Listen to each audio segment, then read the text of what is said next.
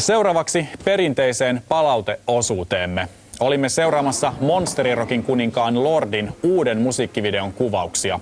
Hämmennystä herättää Lordin tiedotuspolitiikka, sillä Lordi itse ei suostu lainkaan TV-haastatteluihin. Me kysyimme, miksi ihmeessä? Sehän on ihan selvä. Eihän hirviöt juttele mukavia telkkarissa.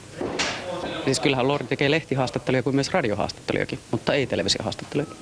Radiossa kuitenkin on ääniraita, niin minkä takia televisio on eri? Televisiossa on myös mukana kuva. Mutta kaikkihan tietää, miltä Lordi näyttää. No mutta radiossa sä voit antaa haastatteluja ihan niin kuin omana itsenäsi. Televisiossa, jos sulla on hirveä vaatteet päällä, niin et se silloin ole mikään Matti Meikäläinen jostain Tyrnävältä. Nyt mennään yllättää Lordi. Miksi et sä anna haastatteluja? Pelottavaa. Toimittajamme ei olekaan täällä tänään edes näkynyt. Lordin videosta olemme tekemässä making-offia yksin oikeudella ja se esitetään 4popissa pian.